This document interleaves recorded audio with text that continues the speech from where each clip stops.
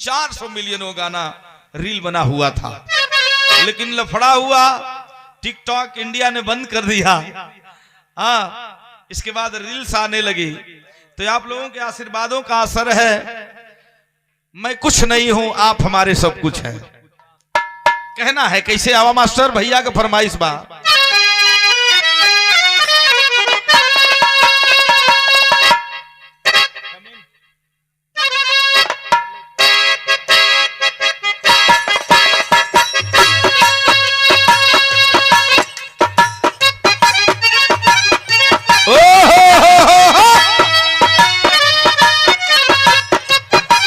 जय हो जय हो।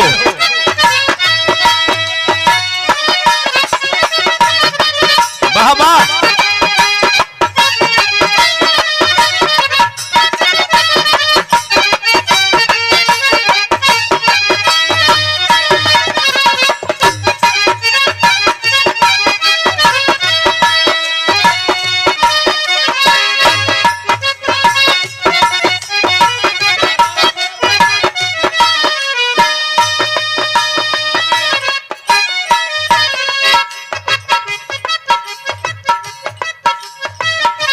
हम गवले बानी ड्रेसो तो लेके चलीला।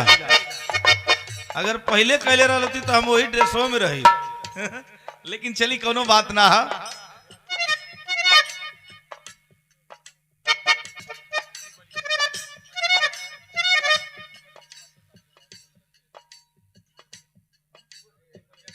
अच्छा अच्छा, हाँ वो कौन बाजार रहे है? रतनपुरा ना, एक बाद रहला भीमपुरा। वही के एक मास्टर साहब रहे, हमारे निर्गुण भजन को बहुत सुना करते थे, स्वर्गवासी हो गए। हमको बहुत बुलाए लेकिन टाइम नहीं मिला। आज भी हृदय रोता है उनके लिए।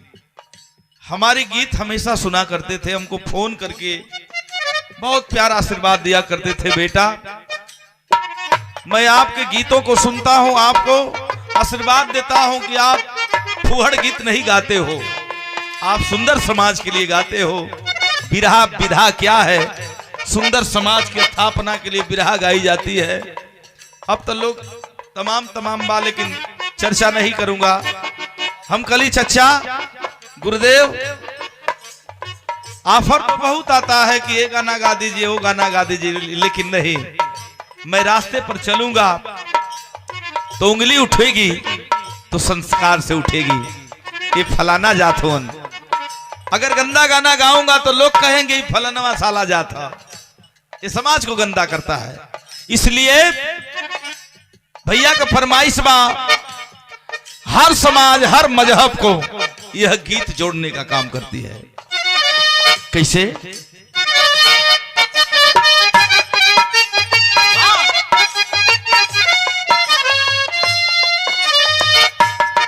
अलाख निरंजन। जय बाबा गुरु गोरखनाथ महाराज की जय हो जय हो जय हो। अरे आए बाबा आए, बड़ा दिन के बाद अली है बाबा। ठीक बा बेटा, तुहार नाम का है बेटा? हमार नाम तो लवकुश है बाबा। अच्छा अच्छा, नाम तो माई बाबू बड़ा अच्छा रखले बड़े बेटा। ये कौन गाँव बा? एक गौरा है बाबा। अच्छा अच्छा, बड़ा लोग जुटल बा। यहाँ कुछ बा? हाँ यहाँ तो रही है बाबा। केकर? हाँ एको माई रहली है, गुजर गई नहीं करते रही। अच्छा अच्छा, मैं रमता जोगी बहता पानी बेटा। कहीं सांझ कहीं बिहान होला ला। मैं रमता जोगी बहता पानी, हम समाज के जगावे का काम करीला, लोगन के ज्ञान के बात बताई ला बेटा। एक बात हमार सुना, ये जोगी कहता कैसे? सब कर खुनवा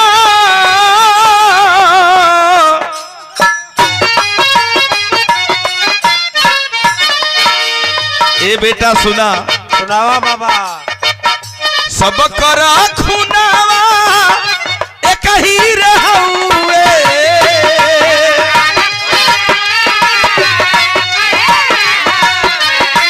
जय जय हो जय हो।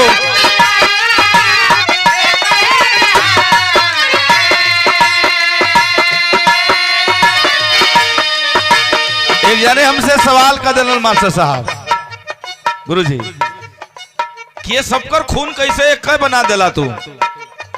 हम कली सरकार, हिंदू हो चाहे मुसलमान हो, सिख हो ईसाई हो, अहिर हो चमार हो, ठाकुर हो ब्राह्मण हो, सबको एक कतार में खड़ा कर दीजिए।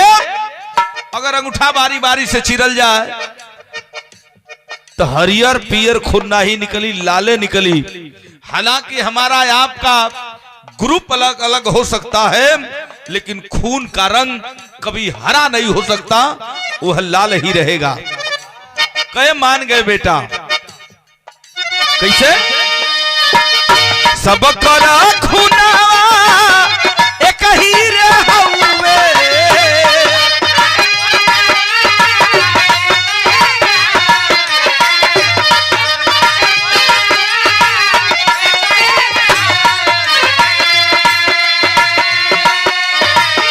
सब करा खूनावा एक ही रहउए, धर्म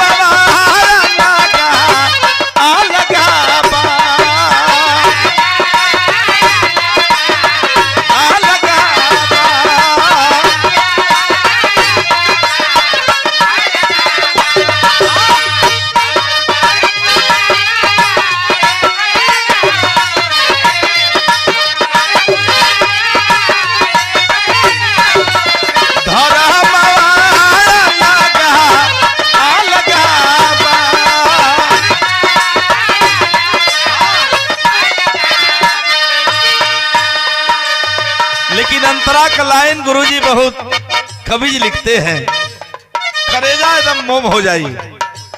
ये समाज में दुनिया में कई तरह के लोग हैं गुरुजी। आज का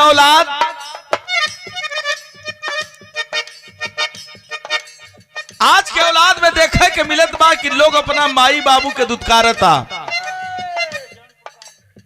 अभी अभी आप लोग जौनपुर कांड देखे होंगे, अम्बेश कुमार जो माता पिता का इकलौता बेटा रहा, पिताजी लोको पायलट से रिटायर रहे, धन के लालच में अपने माता पिता को खलपट्टा से गुरुजी मारा और मार के खलपट्टे से उनको मार डाला, मौत के घाट उतारा। उससे उसका पेट नहीं भरा गुरुजी, तो लोहा काटे वाले आरी से पापी अपने माता पिता को 3-3 टुकड़ा यानी 6 टुकड़ा करके 6 बोरा में भर के गोमती नदी में वह पापी औलाद अम्बेश बेटा नदी में फेंका था।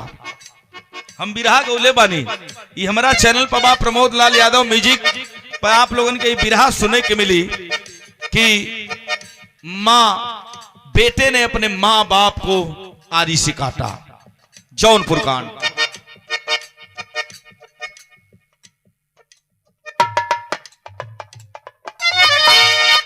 आजकल के समाज के कहा कहल जावे भैया, केहू अपना माई के सेवा करतिया, केहू अपना माई बाबू के दुत्कार देता।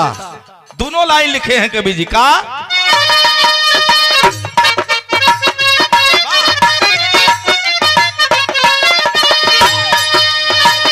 केहू बाबू माई के चरनिया के धोवे, रनिया के धोवे,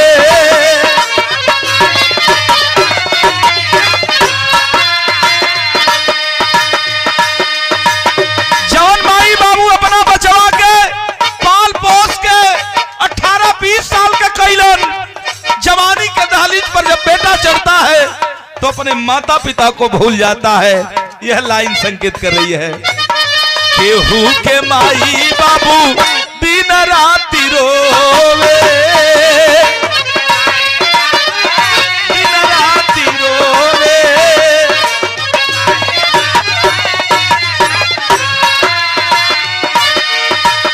केहू माई बाबू के चरनिया के धोवे, केहू के माई बाबू दिन राति रोवे।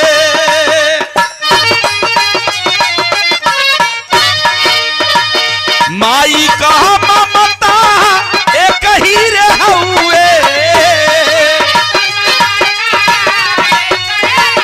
जय हो जय हो।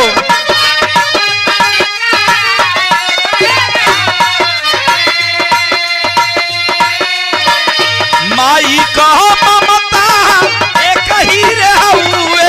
लला नवारा लगा आ लगा बा।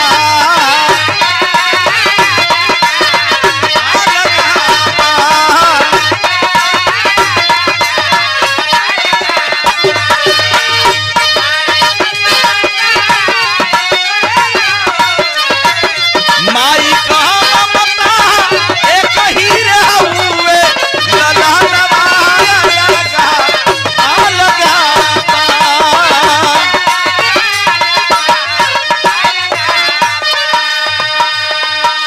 कितना खूबसूरत लाइन है दीप नारायण भैया। माई का ममता एक ही रे हुए। हाई ललनवा अलगा अलगा बा। कोई मास्टर बनेगा, कोई इंजीनियर बनेगा, कोई डॉक्टर बनेगा, वही में कोनो तनी बदमाशो निकल जाला। तो माँ की ममता अलग अलग है। माँ की ममता एक ही है लेकिन बेटा अलग अलग है। अगली लाइन संकेत करत बिया का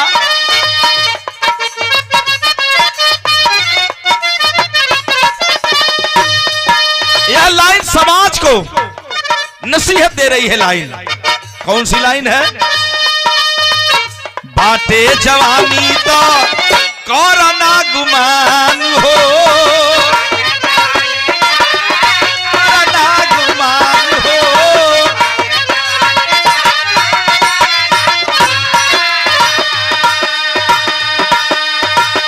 ठहरे के सब करबा एक ही ठिकान हो। एक ही ठिकान है भैया।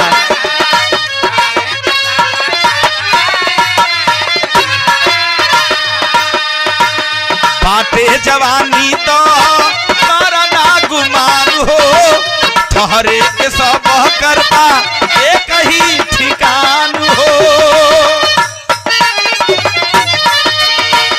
सब करा नहिया एक ही रे हुए।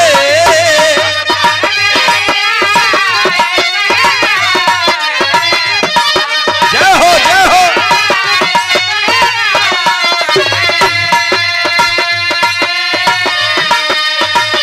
सब करा नहिया एक ही रे हुए। बिचारवा लगा आ लगा बा।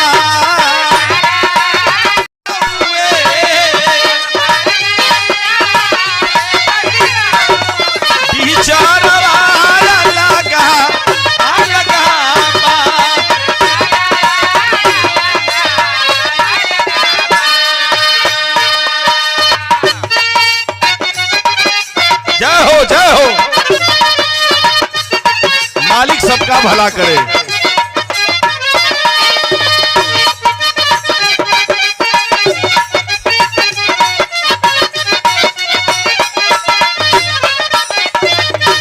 जय हो जय हो।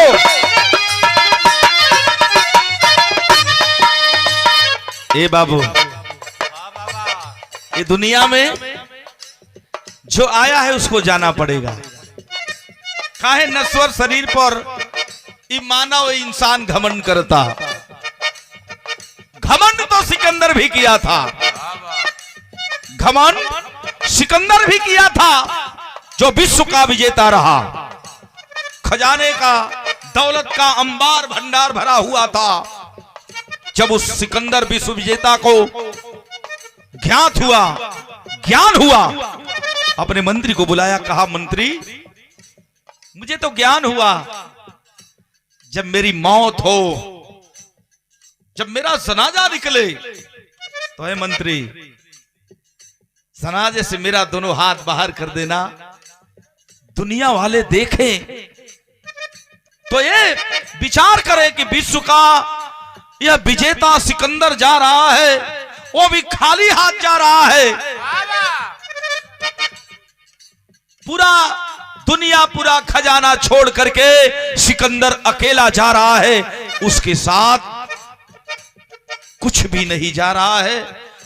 मरघट पर करधन भी निकाल दी जाएगी, कुछ नहीं जाने वाला है मित्रों।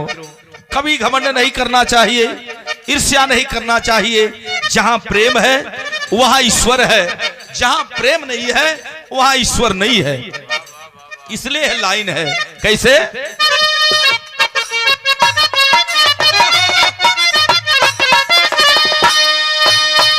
हीरा जनम पवला, अरे पवला हो पवला हो,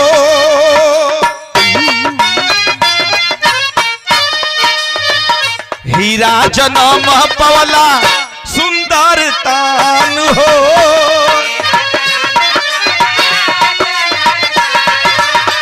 सही है।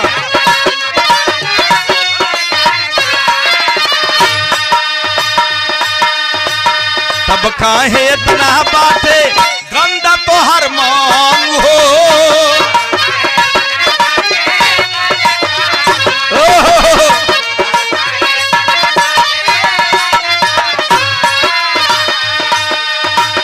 हीरा जनम पवला सुंदर तान हो। तब काहे इतना बाटे गंदा तो हर मान हो। अरे विवेक परमोद तन, ए भैया ये कही रे हुए, बस कहरा मवाया लगा आ लगा